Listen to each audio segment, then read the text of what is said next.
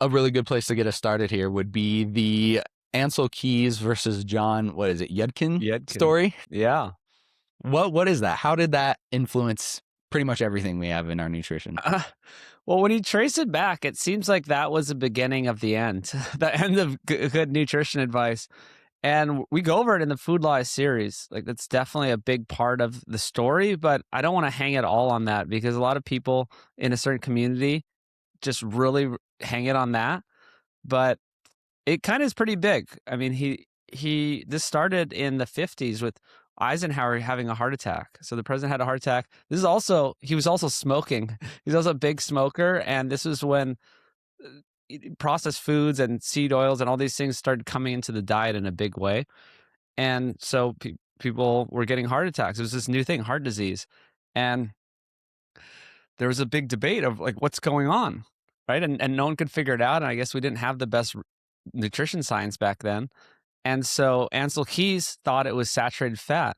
It's kind of this like kindergarten level of idea where they're like, oh, saturated fat kind of congeals in a sink. Like if you dump a bunch of pork lard down a sink, it'll clog up. And that must be how your veins and arteries work. And it's actually not true. Like your body isn't just a pipe. And so he thought that it was saturated fat. And there was another guy, John Yudkin, who was from England, and he was looking around the world at what was happening and when these countries, because British colonies were, all over the world, and whenever the colonies would get the processed foods, sugar, refined grains, and industrial oils, they would get sick quickly. This is actually Weston A. Price stuff, which you probably know a bit about, and hopefully your audience knows about. We can go into that later. But Yudkin saw that it was when all these three refined industrial ingredients came in, that's when people got sick. So it was sort of this war between these two ideas. And it's kind of a long story that's better done in a docu-series, which hopefully I'll get out soon. But it really was kind of these competing ideas. And Ansel Keys won. He was sort of a dominant personality. I think it fit an agenda more. If you're looking at all these people that were involved in the decisions in the government, it kind of, I don't think it's a conspiracy really, but some people might think that they're like, okay, well, we have a whole bunch of corn, wheat, and soy. We have to feed all these people, right? This part of the decision when doing my research was based on if we give out these food guidelines, the government programs have to feed all these people. We have to feed the military, the nursing homes, the schools. And if we have real food and meat and eggs and fresh milk, that's very expensive. And so the first version of the dietary guidelines actually had more whole foods, meat, milk, all this stuff, vegetables, fruits, just any whole food. And then it came back and it got sort of some people say the grain lobby stepped in a little bit too.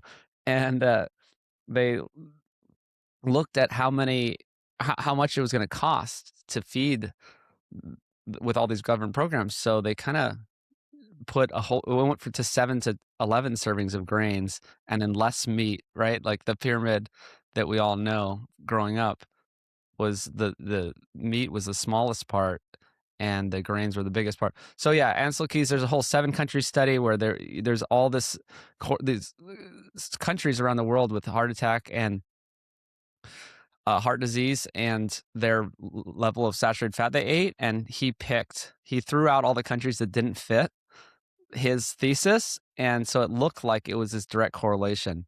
So it's between Ansel Keys and that 7-country study that kind of what wasn't actually true and the cost to feed the world or the US. And we kind of ended up with these bad dietary guidelines. Okay, so the result of these two going at it was the influence of our current, or I guess not current, but our previous food pyramid and dietary guidelines. It was. And it's crazy looking back that Yudkin had it right. But he was just some crazy British idea. And Ansel Keys was, the big man around the US and just his idea won. But like I said, I think it won for multiple other reasons where they're kind of like, oh, well, we could sell all these different foods. There's so much money involved, and there's so many influences, right? People, big industry, that we're kind of pushing for one side to win. Are you familiar with the idea of the Cassandra complex? Cassandra I don't syndrome? think so. So Cassandra was a princess of Troy, is a Greek mythology, and she was cursed by Apollo to see like true prophecies, but nobody would believe her. And Mm. so she like predicted like the downfall of Troy, but nobody believed her.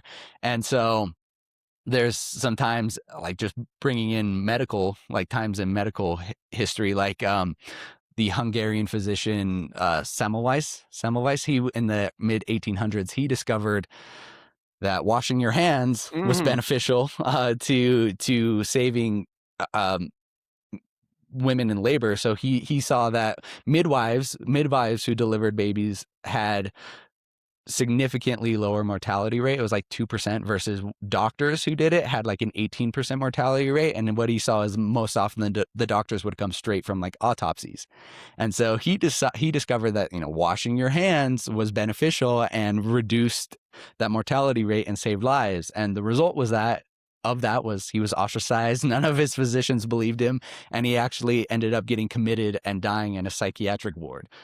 Even though we now know that washing your hands is beneficial in the medical setting.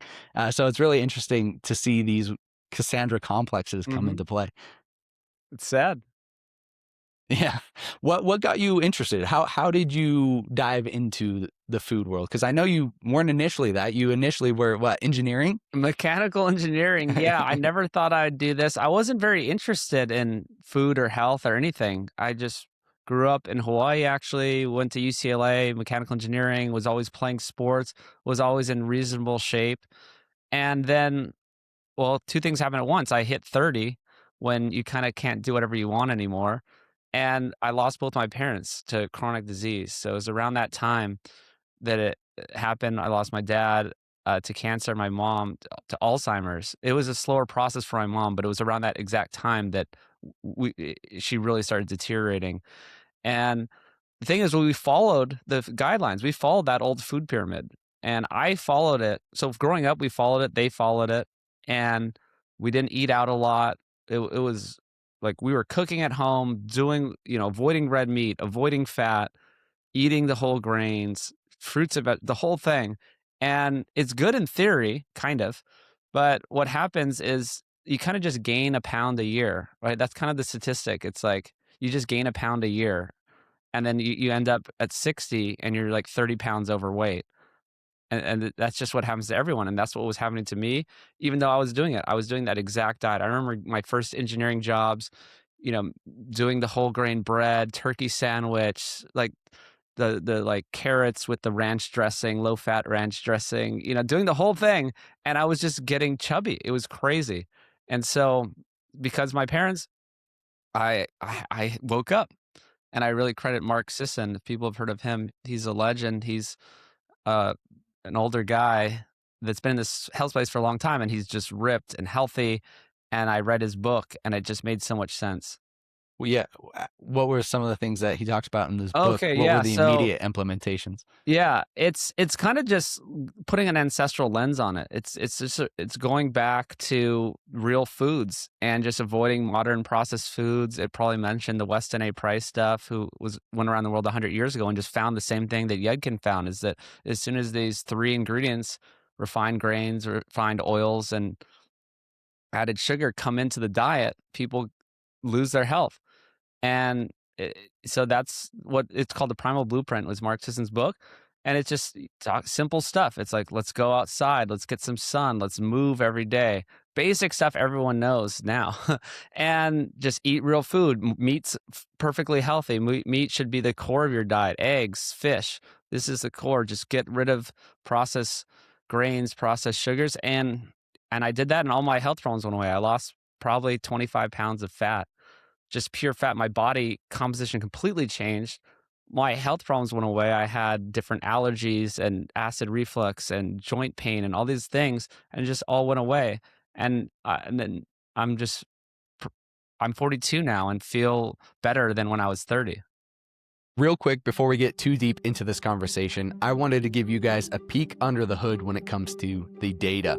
So the data on this app shows me that less than 21% of my average monthly listeners are actually subscribed to the show.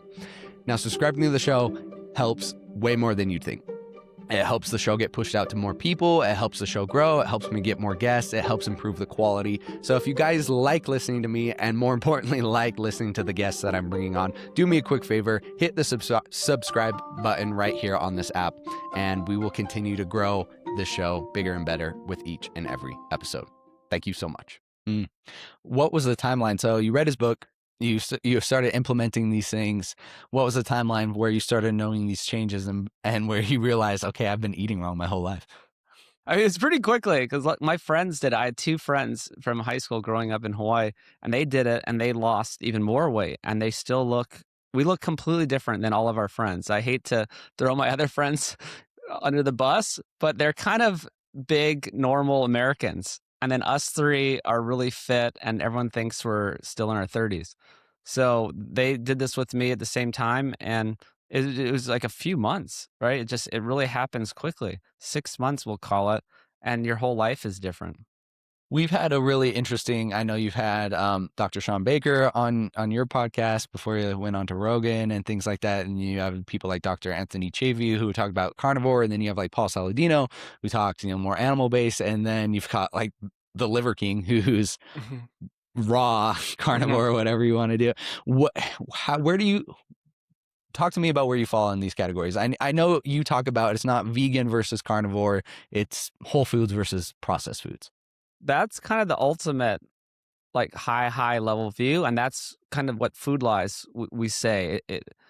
We're not making like some animal based film. It's just supporting animal foods, but the real war is whole versus process. So I followed everyone you mentioned along their whole journey. I'm not personal friends with Liver King, but the other ones I am. The other guys you mentioned, I've known for many years before they had any followers. Really, I was like really early to the game and saw their whole journey, respected their whole journey, and just it was used. I always used it as just kind of like an interesting use case or anecdote of going completely carnivore. Paul was completely carnivore back in the day too, and I thought it was just interesting, right? It's just disproving a lot of vegan stuff. It's disproving a lot of fiber stuff. It's showing that people can have amazing health markers, reversals of chronic disease, loss of body fat, all these things. So I was always pretty animal based. So it didn't really affect me that much.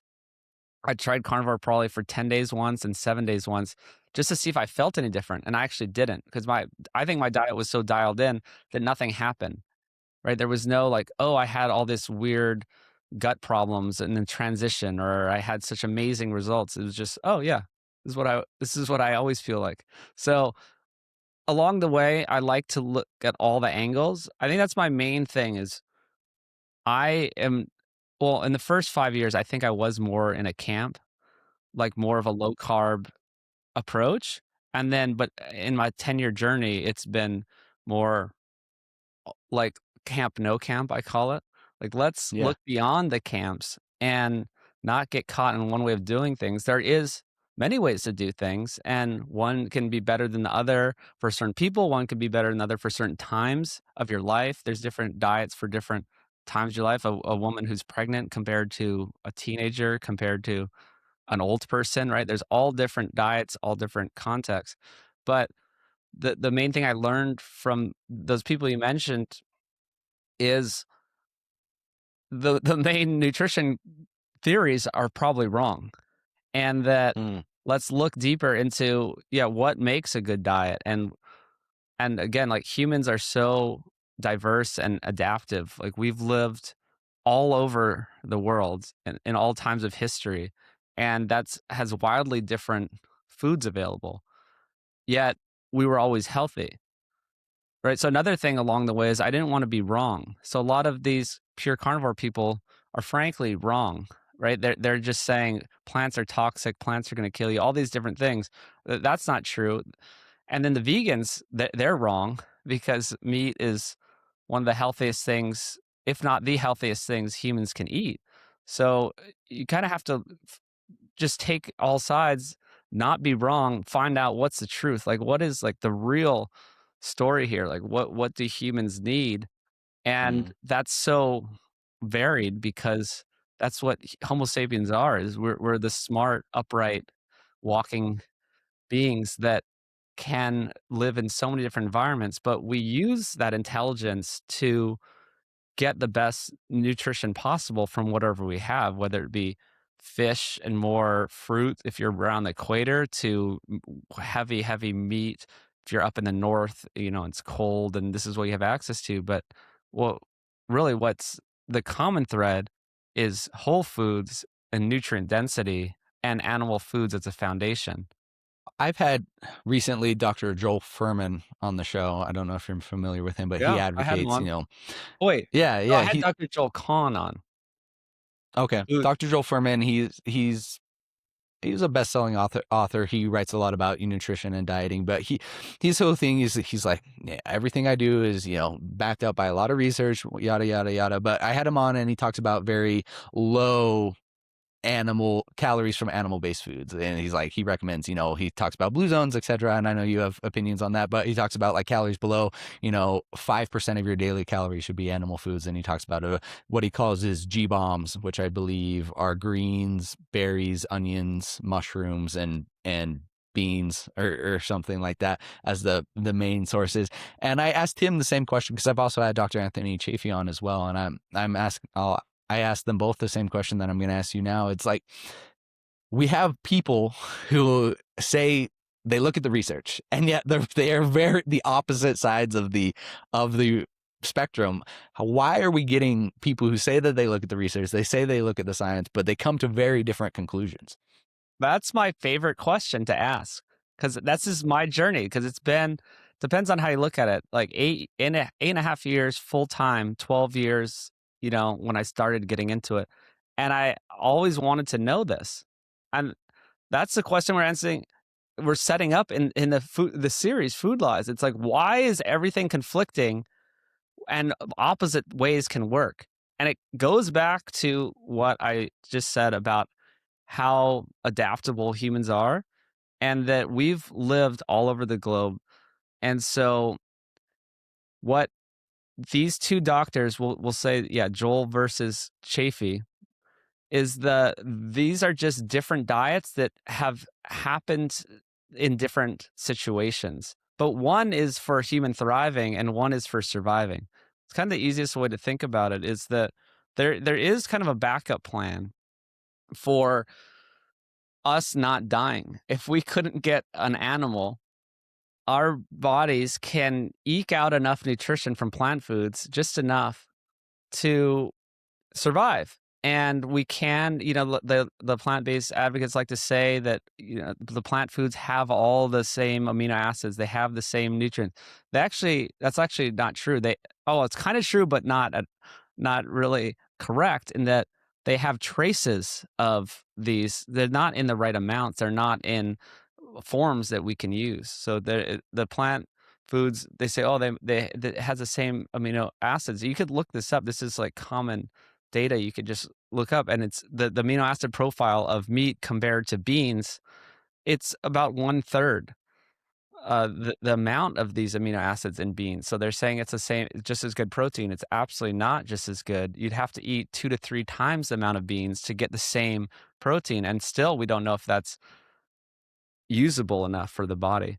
So the, I understand where Joel Kahn is another guy. Yeah, probably 5% animal foods he promotes. This is possible. It is not ideal. And it is better. Any of these diets that any of these influential people or doctors are promoting are better than what most people are eating. That's another factor. If you're going from the standard American diet or processed foods, you can go whole food plant based and you're going to have a lot of improvements. And it's kind of just using this fallback plan where if we couldn't get animals, we were getting just enough food, just enough nutrients to get by. But a lot of these guys aren't doing well into old age. So I'm kind of Mm. tracking along the way some of these plant-based vegan doctors, and they're deteriorating. And it's just not what humans actually need. And there's another actually way to look at this where it's really hard to see like what is ideal, like what is optimum for humans. So you can look through the past, and there's some examples of maybe Anthony Chafee mentioned this story about these different tribes. It was like the Maasai, they were eating blood and meat and milk. And then there's Mm-hmm. the Agikuyu that were right next to the Maasai in Africa. This is modern day stuff, within the last 50 years. And they went away from that diet of heavy animal foods, and it was like a heavily plant-based diet.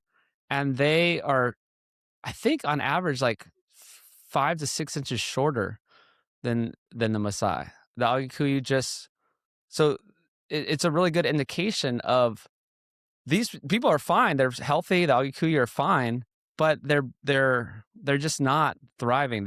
They aren't getting what their bodies need to thrive. And there's 2 studies. It's called the 105 countries and height and health. So they looked at 105 countries. Then they did a second study with 150 countries, and they looked at the correlation between height and health and diet. And it's a direct line. It's a very crazy graph where it's just the more dairy and meat people ate, the taller they were. And this was also, you could see it on the equator. They did a map of the world, and you could see around the equator was the shortest people. And you could see as you go more north or south, the taller they got. And it was directly correlated to that amount of animal foods they ate. So like I said, people around the equator, right, they have fish, they have more fruit, more vegetables. This is just what they had, smaller animals. And it's fine. They exist. We're still around, but they're just shorter. So I'm not saying being short is bad, but a good indication of human health and thriving is height.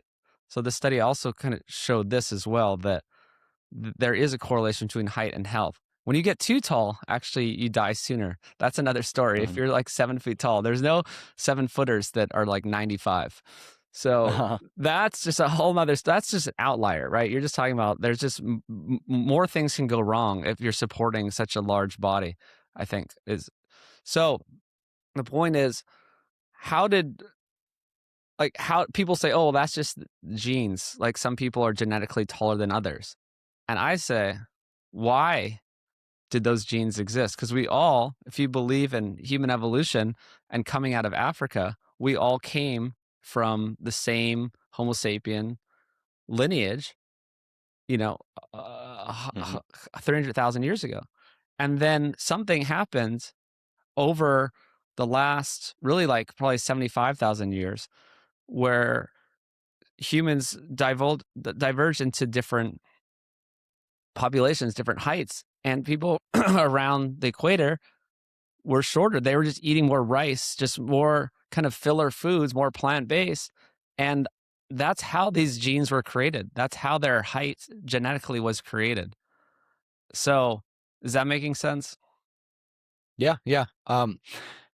What's interesting to me too is, I mean, we're talking about the bioavailability essentially of plant foods versus animal based foods, and when you're talking about like the amino acid and nutrient profile of beans versus meats and how they're similar but in lower quantities.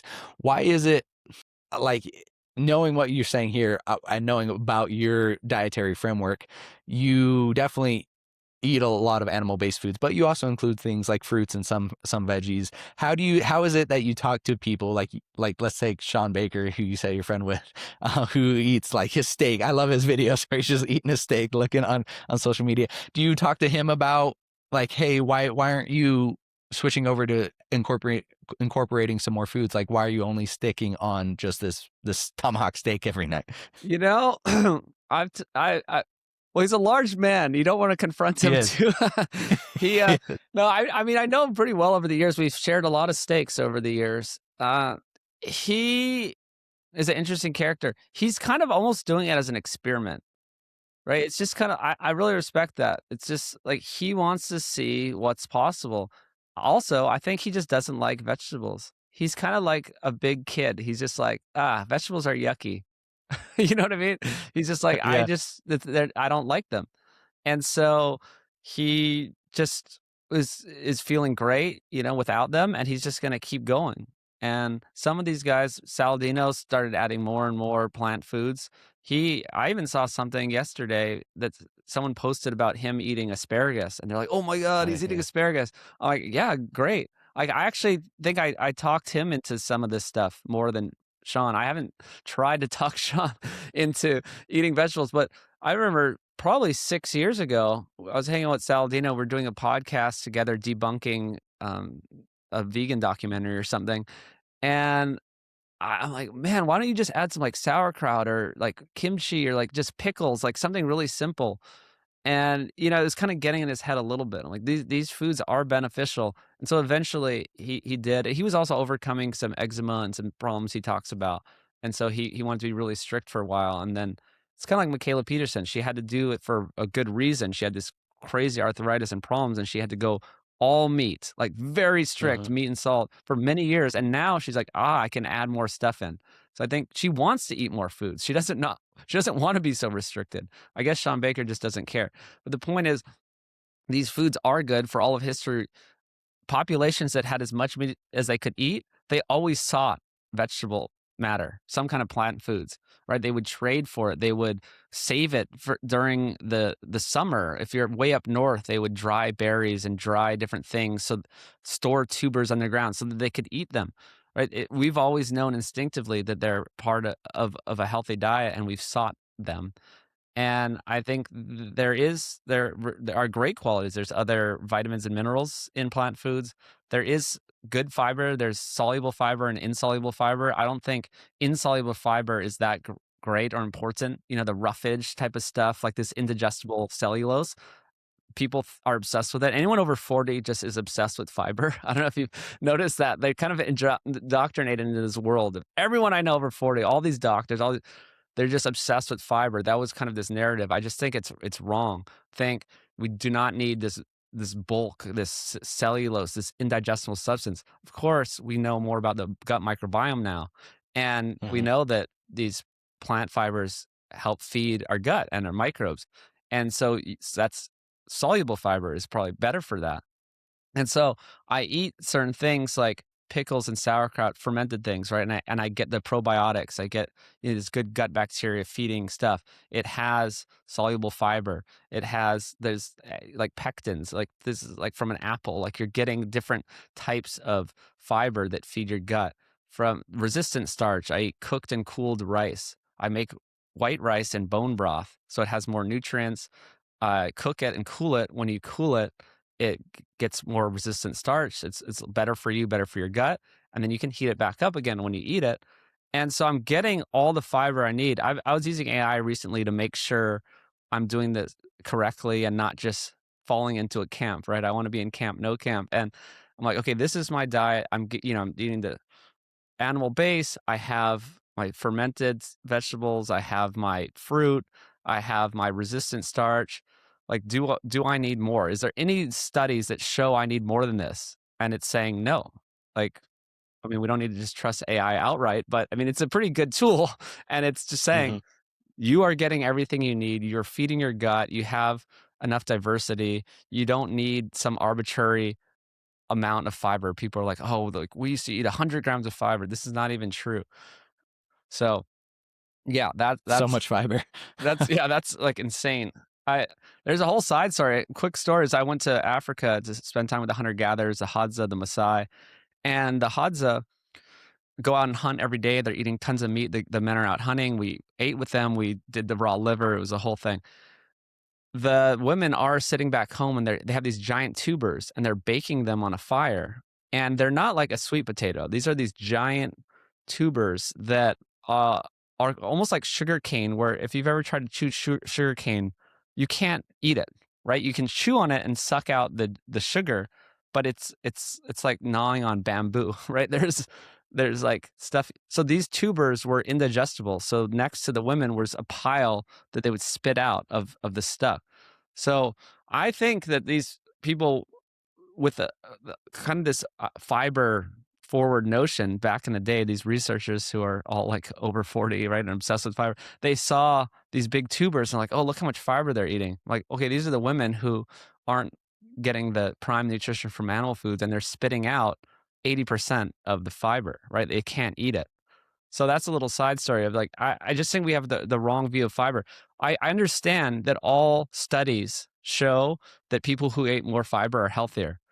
Okay, that all that means is that people who eat more whole foods and less processed foods are healthier, which we already Mm, know. This is super obvious.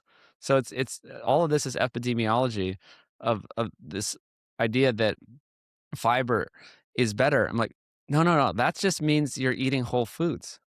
That is the mhm, ultimate thing. The ultimate way your diet is good is avoiding processed foods, therefore eating whole foods. It's basically like anyone who eats more whole foods and less processed foods will be healthier. That is the main thing. So fiber is kind of good, but it's not in the way that we think, mm. right? Fiber is an Yeah. indigestible substance. And yes, it can feed our gut bacteria, but you can get that, I say almost like accidentally by eating just like a normal human, right? Like it's the goal isn't to hit some certain fiber grams per day. The goal is to avoid as many processed foods as possible and just eat reasonably, right? Mhm. Just like fiber is not on my radar. It's just I eat reasonably. I eat fermented foods. I eat some fruit. Like if you just do that, you're gonna be good. What is your opinion on raw food for like raw Mm. carnivore versus like cooking? I mean, I get it.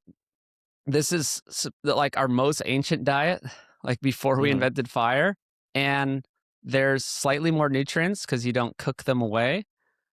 I don't think it's enjoyable. I don't really get it. Like I like a rare steak, right? And I like a good steak tartare and once in a while eat that. I mean I drink raw milk, but it's just a little too extreme. It's not really necessary. It's almost like going on a raw vegan diet. It's like the ultimate way to lose weight, like really quickly. It's almost it's kind of like eating, but you're not quite getting all the nutrients that you need because our gut just isn't designed anymore to just rely on just raw plant foods or raw meat. And it's hard to eat that much. You'd have to eat a lot of raw meat to get all the calories you could. Actually, cooking helps, get more calories, which was good for us for most of history. So I understand if people who are eating raw, vegan or carnivore, they feel amazing because it's almost like a diet in the sense of like a calorie reduction. It's like so hard to eat that much raw food. It's so much bulk, right? It fills your stomach that you will lose weight. And losing weight, losing body fat has so many other good effects, right? It's helping your entire metabolism and yes, health. mhm. Isn't it what do they say? I mean, we're talking about Sapiens, but to talk about the book Sapiens, Yuval Harari, I believe, wrote it. Great book. I believe he talked about it early on, like the advent of fire and cooking is what led to more calories extracted to our food, which led to the development of a larger brain. Yes. Yes, exactly. Yeah, and Richard Wrangham, yeah, too. I think he's the one that coined that as a researcher that talking about fire and how yeah, it helped form our brains. So it is good. But this is a classic thing that probably everyone in the health field has talked about is that what was good for all of history is not good now. Right now we have an abundance of food, abundance of calories, abundance of processed everything, and so we kind of need to go against our some of our evolutionary instincts and you know how to get more calories, and people need to think how to get less calories. But there's a whole other story about calories too if you want to talk about that. There's wildly different types of calories. Really? So when people say a calorie is a calorie, you disagree? I strongly disagree.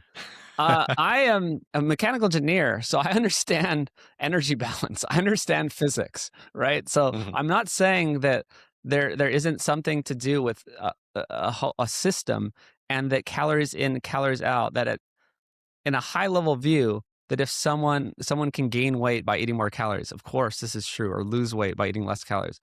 But there's so much more to the other side of the equation of how many calories your body burns, right? And your body is trying to maintain its weight, and so it can burn more calories. If you're eating more food, it will try to ramp up your metabolism and burn those off. People, they've done studies, and people fidget more. They're moving around, right? Like their temperature raises.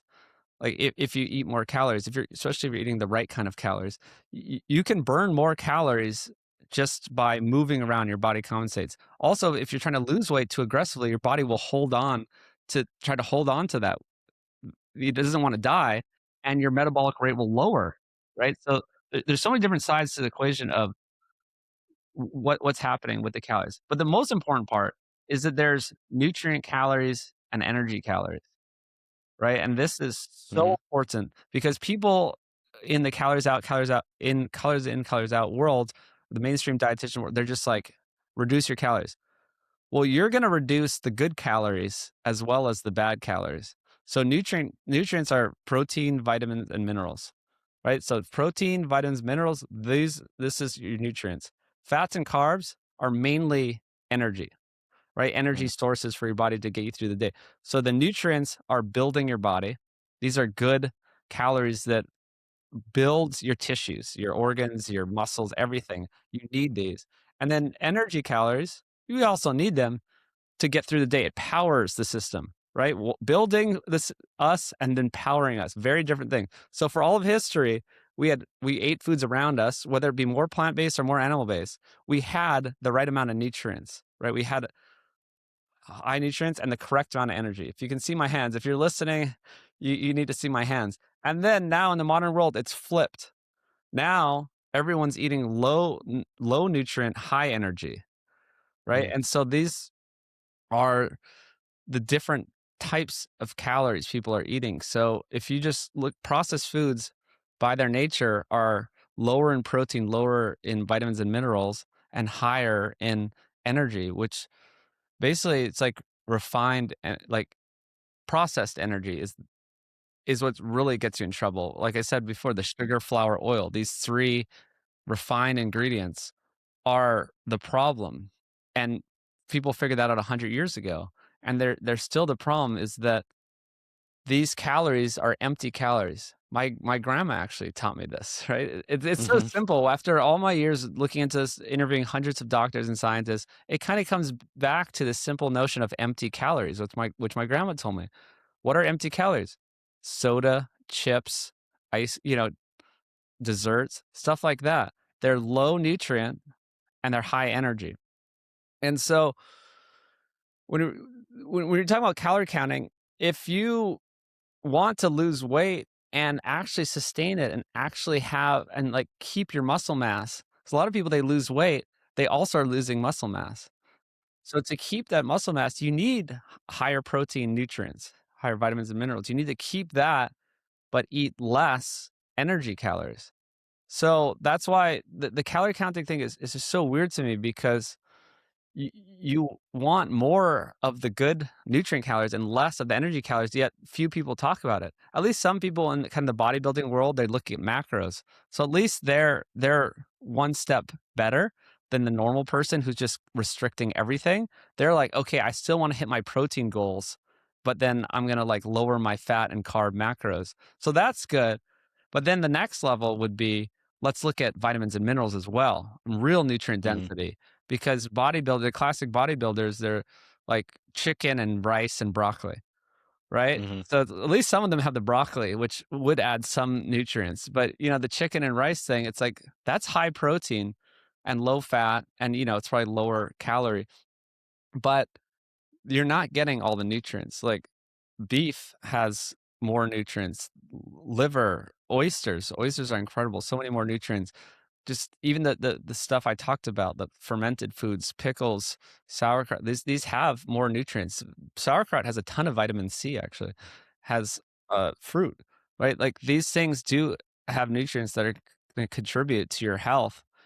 Oysters has tons of zinc. So many people are missing things in like zinc, copper, selenium, like iron, like these things in oysters are so beneficial. So I guess yeah, the main thing to focus on would be like look at calories beyond just calories and look at nutrients. Mm-hmm. So the argument, not all calories are made equal, is not the fact that like these sugary, sweet, bad, quote unquote, bad empty calories are inherently have anything additional that's bad. I mean, we can go into the seed oil route, but it's more mainly that they have the absence of a good micronutrient profile. So Kind you're just of. wasting. It kind of is. Like I've along the way, I've been in different camps, like I said before, I'm like, and I've listened to different people, and some people are really obsessed. It's like, oh, the food dyes, right? It's like, oh, the food dyes are killing us. I mean, it's great, get them out. We don't want them. Like, but and MSG, and there's this war for decades really about MSG. Like, good, get it out. It's not good, right? But it's not like I don't think it's a toxic molecule. Monosodium glutamate is just like it's kind of like an isolated version of a savory flavor. So it's not necessarily toxic to humans. I'm sure it's not good, but the main problem is that it's giving your body this idea that it's getting nutrition because it tastes savory, but the nutrition isn't actually there. So this goes into a great book called Dorito Effect, and the main thesis is that for all of history, we ate savory foods. We ate foods from around us, and that flavor indicated vitamins and minerals and protein. And now the ultimate example would be a Dorito, is that we get that flavor that probably has MSG, all this fake flavorings that tastes very savory and delicious, yet it has no nutrition. So you can eat a whole bag of Doritos and you keep eating it because your body's like, wow, this tastes so good. We must be getting protein and vitamins and minerals, but it's not getting them. It's empty nutrition, so you keep eating them. So yeah, that the point is there's all kinds of different additives in food. There's different theories of why people get fat and sick, and a lot of people are blaming kind of the wrong things. Some people are blaming additives in food dyes. Some people are blaming saturated fat. Some people are blaming cholesterol or animal food. It's actually the biggest reason people get fat and sick is because of this like nutrient to energy ratio, that you have like low nutrient foods with high refined energy stuffed into it. So another thing is you can make French fries with beef tallow, and that's a new thing. Or Mhm. there's like chips made from beef tallow now. That's great. I have them, right? People send them to me for free. It's great. It's a better alternative, but I don't think they're at all healthy. Like Mm. a chip cooked in beef tallow is still low nutrient, high energy. It's still like throwing off the balance of my diet in a bad way, but it's fine, right? I don't have them that much. It's like a treat, but you kind of have to think of food in this way. It's like how to not be wrong, how to have the Dr. Joel Furman and Dr. Joel Kahn versus the carnivore Sean Baker and Anthony Chapin.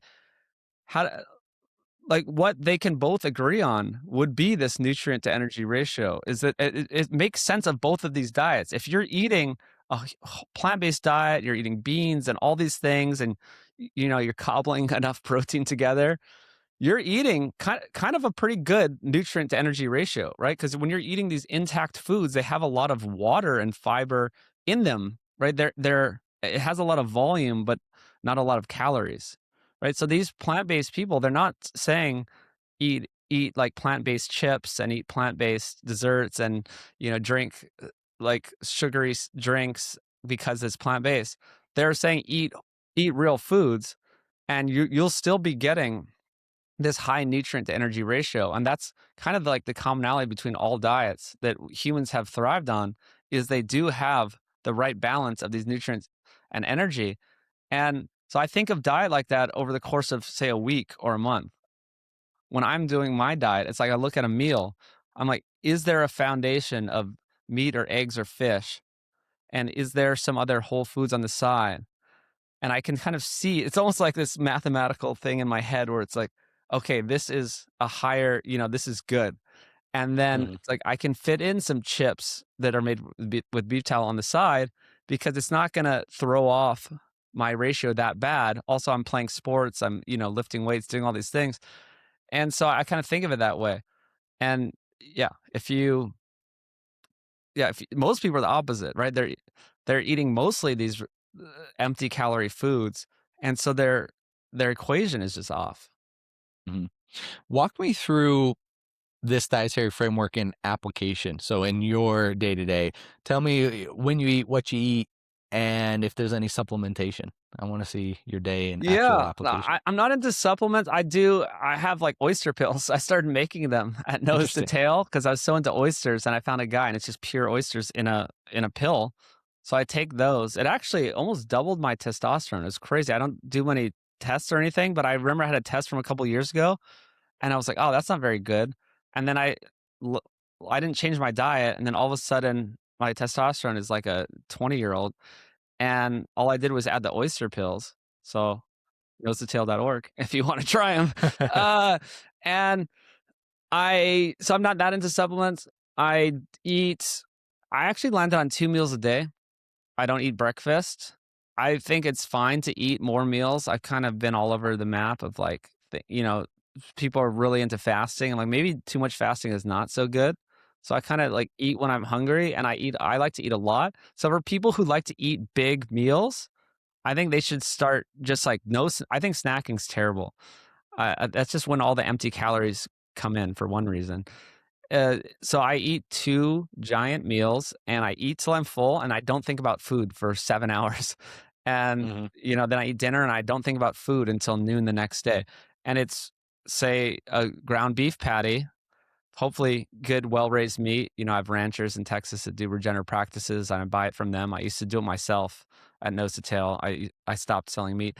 But big hunk of meat, the bone broth rice, some sauerkraut, pickles, maybe some jalapenos, like whole jalapenos, and some fruit for dessert. And then I kind of just eat a similar thing at night, like maybe trying to mix in some salmon, just whatever. Have different cuts of meat, different, lamb, whatever you want. Oh, eggs. I'd have maybe some eggs with lunch, and then a different meat, and kind of the same thing. Like I get I'm boring these days. I don't like to eat at restaurants. I'm just eating my bone broth rice. Like I can eat potatoes, just anything real foods. Like I just go to a store and I get real foods. Go to the farmers market. Like I just don't have anything with ingredient labels. Like it's just Mhm. not interesting to me anymore. I just don't care about it. It's like after a while, it might seem hard in the beginning, but after a while, it's not even appealing to me. So, Mhm. yeah, that's how I eat. Are you? I know we got the oyster pills, but no creatine, no magnesium, nothing like that. No, I mean, I dabble with creatine. People tell me, like, I have people like pitching me creatine nonstop. It's the most studied supplement in the world. It's like, oh, haven't you seen the like cognitive, like sleep studies? Like, all right, yeah, like, it's fine, right? It's like a part. It's like an amino acid. It's like a natural thing that's in meat. If you eat a lot of meat, you almost don't need creatine. Magnesium. Actually, I should say the only thing I take. Eh, I've always had sleep problems since can remember. Whatever. 7 years old, my brain's always racing. And before I used to take melatonin like 10, 15 years ago, and I realized that's not good. I never took real sleeping pills, but melatonin, you don't want to replace your hormones in your body and like Yeah, it's a give hormone. false signals, right? So I don't take that. But now I take like a magnesium pill, kind of almost as a placebo, as like a sleeping Mm, aid, right? So it's just like this, and it's kind of supposed to like calms your body down, mhm, and so yeah, I do have that. I just don't. I think pills are for sick people. I kind mhm. of have this idea that pills are for sick people. Were you gonna say something? No, I was gonna say I'm the same way when it comes to sleep. I have a hard time falling asleep and staying asleep. Even last night, I woke up at 3:30 and couldn't go back to sleep. It's just because my brain's active. So I'm kind of the same. Like I'll take a magnesium and I'll put on like these blue light blocking glasses and I'll do these things.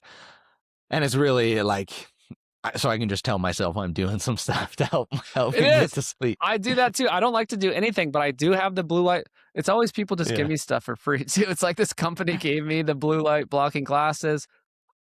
It's like take the pill. It is a little bit of a placebo, but I I don't know. I think if you're eating the right way, you don't need to take this stuff. But then again, we used to eat organs and liver and all this stuff, and no one likes to eat them. So yeah, these guys made liver pills and all this stuff. And again, I think pills are for sick people. I don't. People get Paul's given to me over the years. Like I just don't really want to choke down all these pills. So I actually did. We did make something where because people aren't getting the liver, the nutrient, they're not getting enough collagen, they're not eating bone broth, they're not eating connective tissue. Like there's so many things, even if you're eating a good diet, you're not getting. So I actually am just launching something that is kind of a supplement, but it's called Brights. Uh, so it's like it's kind of positioned as like a beauty formulation where I'm showing 2 packets, and it's like it's basically a packet of nutrients. We're talking about nutrient versus energy. It's a packet of it's based on bone broth. So it's like collagen, real collagen. It's based on only real foods. It has desiccated organs in it. It has different kinds of protein. It has acerola cherry, which is a high vitamin C. You can't use collagen without vitamin C. That's actually something I learned along the way. They did studies in mice, and the mice could not use collagen. There was no collagen synthesis unless they supplemented with vitamin C. So we have this. We have kelp in it. People aren't getting enough iodine, right? So it's like all real food. So this is like I never wanted to have a supplement company, but this is kind of my ultimate thing of like let's get all these nutrients that people don't eat and then get it into a form that you can take easily. So you're supposed to mix it with raw milk, and it tastes really good. And it's kind of like cereal milk, when you're a kid, you eat the cereal and you had that leftover milk. So yeah, it's brightsbeauty.com. I seriously like never wanted to like start, shilling stuff or like making supplements, but it's kind of like the best thing that I found that works. It kind of fills in the gaps, right? It's like people aren't getting enough protein. They're not getting all these nutrients, and it just gives it into like an easy thing that you can do.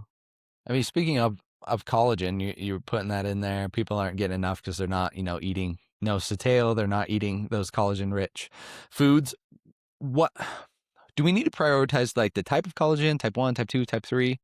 What do you think's best? Well, I think you need all of them. Yeah, for all of history, we were getting all of them, right? There's like marine collagen is like a popular thing, and there's yes, we were getting type 1, type 2, all these throughout history. We were eating the whole animal. When we were with the Hadza, they were gnawing on the bones. They were gnawing on the head. They were eating the brains. They were eating every connective tissue. In the villages, they were getting these tiny little fish. Like they had these little dried fish. And that was if you're poor, in Africa, you get fruit. You just, you get foods around you. It's a bunch of fruit and like potatoes or random plant matter, and then maybe you can get some eggs, and then maybe some of these little dried fish.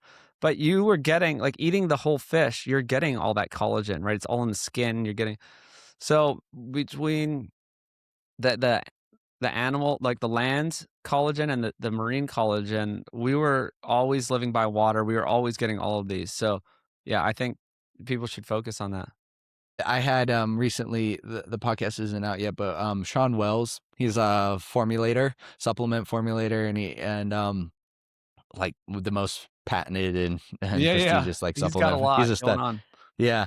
But we were talking, then I was like, yeah, give me your top 5, supplements or additions that people need to add. And he actually started out with collagen, which is really interesting because I've, like initially hear like, oh, collagen's not a complete protein. It's missing, some of the amino acids, and your body can't discern, different types of the amino acid profile of collagen versus an actual protein. But it's really interesting to see people getting onto the collagen hype chain and now saying that it can actually, discern that. Okay, so this is the thing. So a lot of people are against collagen because they're like bodybuilding bros, and they're like, yes, it doesn't build your muscles in the same way that complete protein, like whey protein or other complete proteins would do.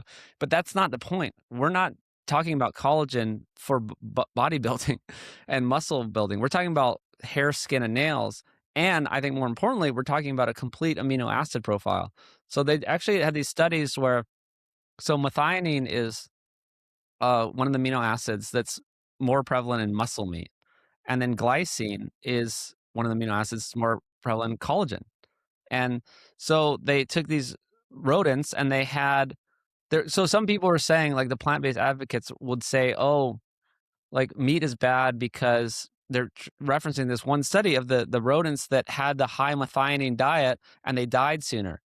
And then the scientists like went back and did another study. They're like, okay, well, maybe these ratios are just wrong. The high methionine is mimicking like a muscle meat only diet. They gave them glycine. They gave them more like basically eating collagen, and they lived just as fine. They lived just as long and healthy. And so really, it's like maybe it's just the ratio, and that I think people don't have the right ratio. Like I'm big into aligning with nature. To me, sapien means aligning with nature and that you can't cheat nature. And it's different from sapiens. Sapiens, that's Yuval Harari's book, but sapien is a sort of my philosophy and framework about nature's ratio. Nature knows best. For all of history, we did certain things. And for now, I think most of our problems come from going away from nature. Processed foods, that's going away from nature, right? You can't cheat nature with processed foods. Ozempic, I think that's going away. It's trying to cheat nature, right? You're trying to use these shortcuts. Even just eating muscle meat only, that's going away from nature. That's not what we did for all of history. So it makes sense that people are supplementing collagen and feeling better because that's what we always did, right? This is nature's ratio. Nature knows. We were talking before off camera, but you've got 3 papers in the works. Yes. So it's kind of about all these things we've talked about. And I've interviewed hundreds of doctors and scientists. I've, like I said, tried to be in camp, no camp, try to look at this from all angles. And so I have 3 different papers putting in for peer review. I am talking to the people at the journal Metabolic Health. So they think it's, they love the papers and say that they'll make them. It's just a matter of time. And one is on food processing, which I'm really into, and no one has a good definition of. And to me, what really matters is there's whole foods and there's processed foods. People kind of know that. But there's a whole another type of processed foods that are actually good, which are traditionally prepared foods. So this kind of taps into everything we're saying. Sauerkraut, bone broth, um, ground beef, sausage. These are processed foods, but they're actually perfectly healthy, amazing for you because they're traditionally prepared. They're not processed in the terms of people adding in a whole, like taking apart foods and adding in basically extra ingredients and stuff. And so I think we need to define that. And also the reason processed foods are bad is, or the level to which processed foods are bad, or how much extra energy has been added in. So you could have, say, a protein bar that's really clean. Have you seen these new clean protein bars that just have like 5 ingredients and it's just like whey protein and like cacao and monk fruit or whatever, like maple syrup, sweetener, like collagen. And those can be pretty fine because they're not stuffing in a whole bunch of empty calories. And then you can be on the opposite end, like a donut, chips, soda. It's pure empty calories. So the degree which a food is, quote, bad for you or less helpful to you is the degree to how much extra energy has been added in. So that's like part of this, one of the papers. Another part of the paper, another paper is about kind of this nutrient to energy ratio. It's the fact that everyone overeats yet no one wants to ties into the nutrient to energy ratio, which is what I've been talking about, right? Like the fact that if you're eating kind of diluted foods, basically if you're adding extra energy in to foods, right? You're stuffing in sugar, flour, oil, you are diluting it of nutrients, right? So that has a bad nutrient to energy ratio. And that is kind of one of the core principles of why people overeat, yet no one wants to. This really is like a really fascinating topic to me. Everyone knows about calories. Everyone knows you should eat less calories. Like everyone knows so many of these things for 50 years. Yet around 1980, there's this sharp uptick in obesity. Of course, all the chronic diseases that go along with that. And so what happened in 1980? Like, why did all these people all of a sudden start overeating, quote, or they all lose willpower? You know what I mean? Mhm. Did everyone just decide to just be a slob? It doesn't make sense. But actually, what happened in 1980 is the dietary guidelines came out and it put all the empty foods at the bottom of the food pyramid. So, in essence, everyone's diet got lower quality. It got more energy and less nutrients by relying on pasta and bread. These are not good, healthy foods. They're okay. Maybe throughout history we have eaten them, but they should not be like the foundation of our diet because they don't have all the proteins, vitamins, minerals we need. So this has a lot to do with satiety. And satiety is basically hunger, right? We know Mhm. we eat food and we're supposed to be full for an appropriate amount of time and then we eat again. And that's how it always worked. And so when you lower the nutrient density of the foods, which is the nutrient to energy ratio, your body eats the food, it doesn't get all that it needs, and then you're hungry too soon, I call it, right? Mhm. Like, you hear the joke of like you eat the Chinese food and you're hungry 2 hours later. Right? And Yeah. it's like, what is the Chinese if you're going to, like, a Chinese takeout, it's just, like, a bunch of noodles and rice and oil and Mhm. some vegetables and, little bits of meat, right? They're not giving you the meat's the expensive part, right? Mhm. So if you eat that, yeah, of course you're hungry later because you didn't get the nutrients that you needed. You got too much energy and your body's like, "Okay, where's the nutrients? Where's our protein? Where's the good stuff?" And so you eat again too soon. So that's kind of the other two papers are really about this concept and defining it and like putting some numbers behind it. And I even have an NEQ score, the nutrient energy quotient, which is basically like you can put all the foods onto a scale of 1 to 150 and kind of see where they fall. Like you want to be about 100 for any food or for your diet, right? It's not like any food is bad for you necessarily. It's like you want your average to be about 100. And so liver is 150. Oysters are like Mhm. 150, right? And then you have soda, it's like a 5.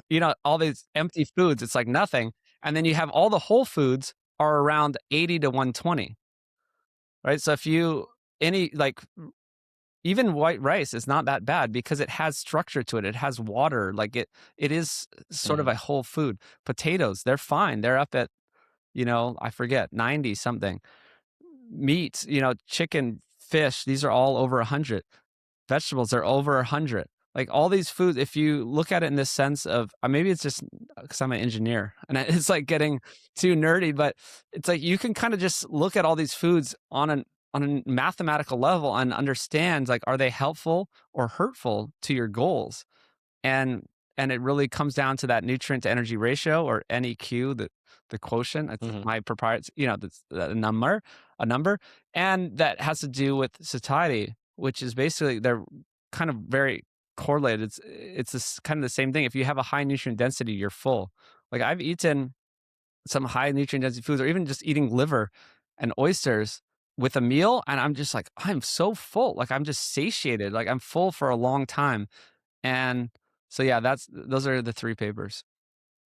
What what is the difference between processed foods and like ultra processed foods? So to me, it's partly how much extra energy has been added in, and it's kind of like the amount of extra ingredients.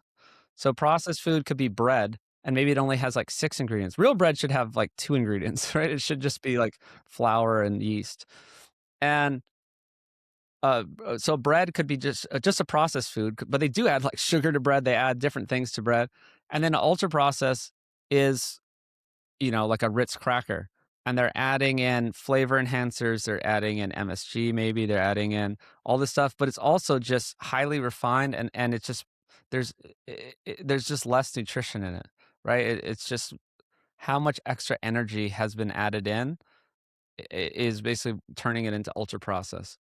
Yeah, that's really interesting, and to me, it seems because I've heard that argument before. You were scroll on TikTok and people are always like, oh, the arguments against processed foods, but your ground beef is processed. And it's like, okay, but we're arguing over semantics. Like if like, what are you trying to say? Like that ground beef is as bad as a bag of Doritos? Like, come on, we have to use some logical sense here to be able to discern the difference.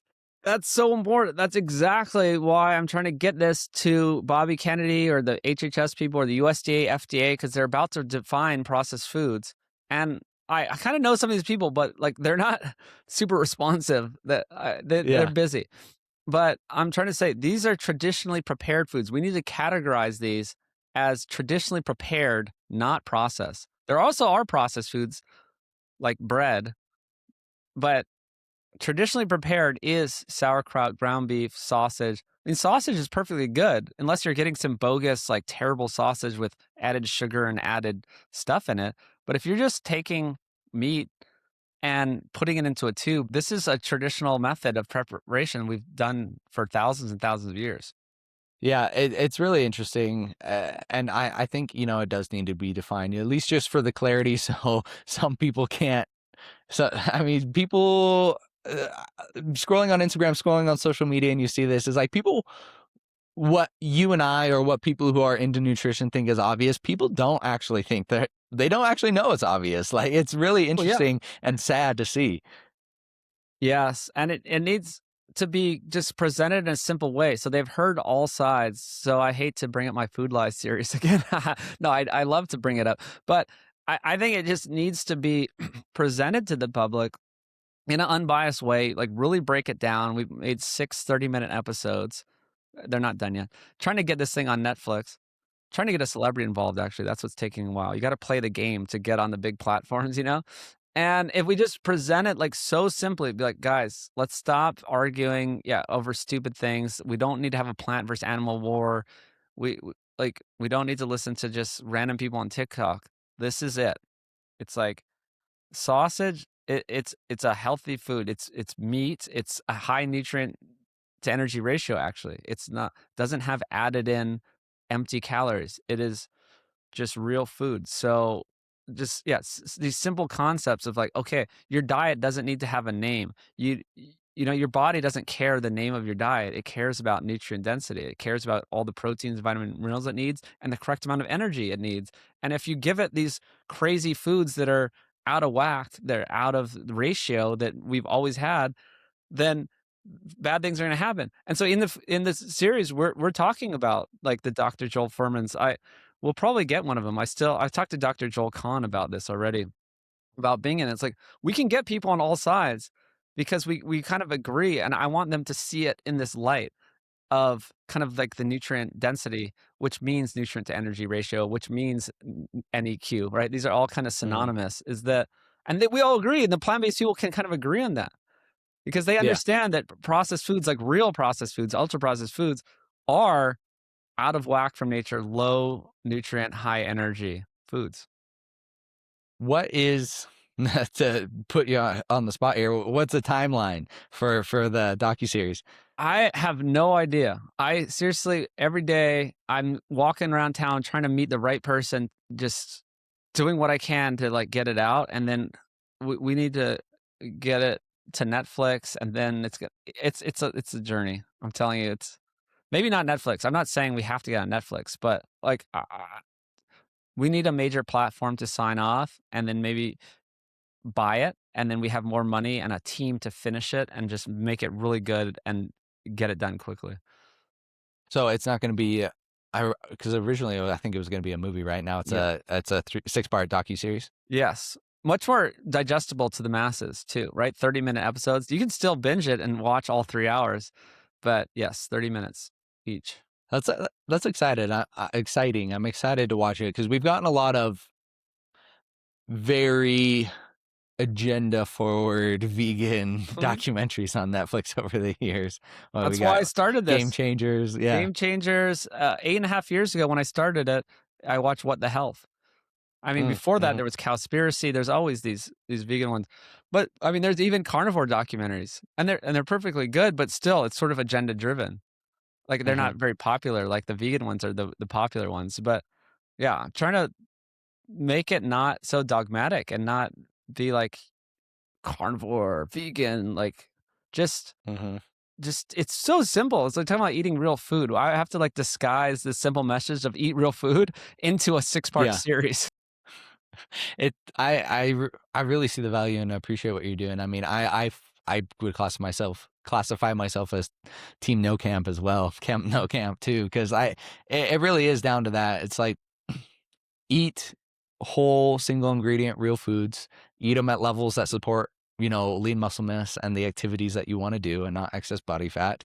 And eat how your body feels well. Like if you feel good on these animal-based foods and your body doesn't respond well to the oxalates or whatever in vegetables, then maybe don't eat as much as that. But also I don't see the need to demonize either side either.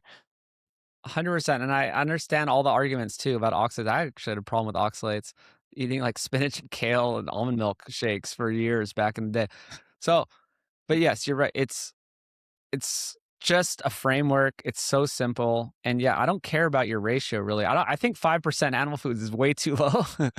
Yeah. So I would say just even the height stuff I was telling you about, it's not like you're going to grow tall just because you eat meat, but it's just an indication that when you're eating more animal foods, it supports you reaching your full height potential, and therefore that is a good indication of optimum health for humans.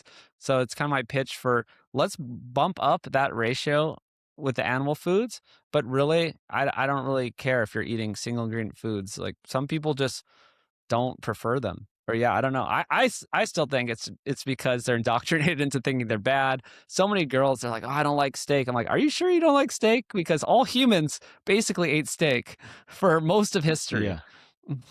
Well, what's really sad and confusing for any sane person is to see the political alignment that food has started to take as well.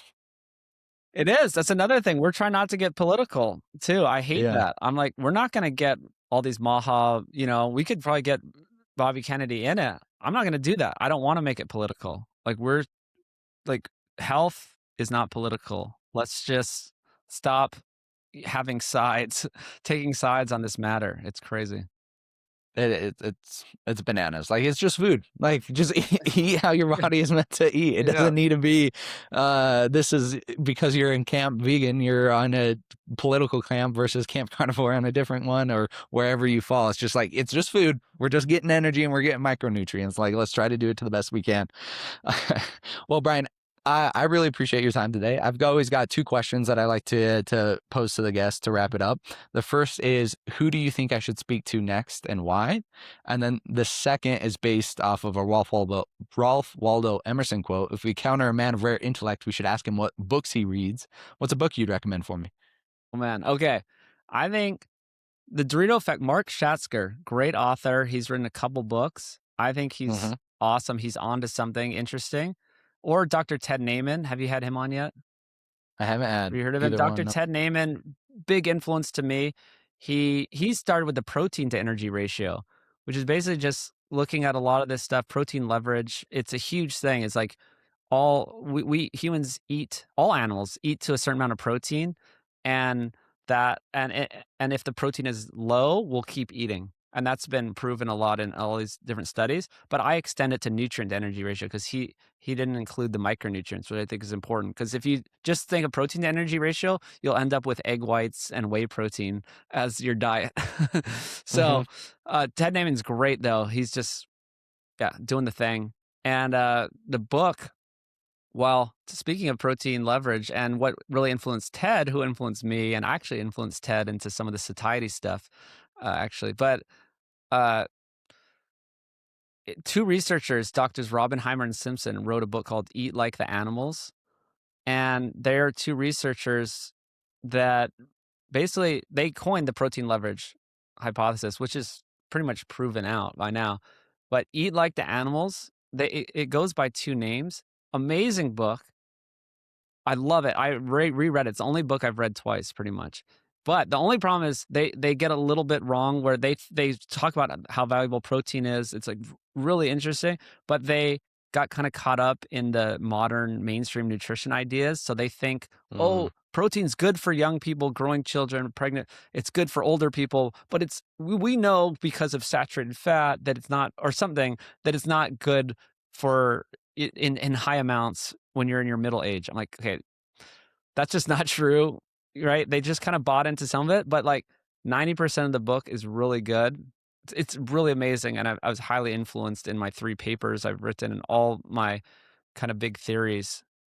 Robin Heimer and Simpson, these 2 scientists, Dr. Ted Naiman, and the Okay. Dorito Eat Effect, like animals. Mark Schatzker. I mean, those are like my biggest 3 influences, that all these people see beyond diets. They see beyond the camp. They don't look at food as, some political thing or some vegan versus carnivore. So, yeah. Those are awesome. Add them to my list. I always say I have more guests and book recommendations than I can read as fast. So the list just keeps growing and growing. But those are definitely books I wanna get into. I Eat Like an Animal sounds like a great one. So I'll dive into that. Where can people follow you? Where can they get more of the information you're Food putting out? Lies. Yeah, anywhere, just search for Food Lies. I'm there. Instagram, X, Facebook, YouTube. And that links out to everything else. Awesome. Well, I myself, no pressure from me, but I'm excited for the docu-series to come out. I think it's going to be great. So I'll definitely tune in as soon as it drops. All right. Thanks, man. Well, I really appreciate your time today. All right. It was good fun.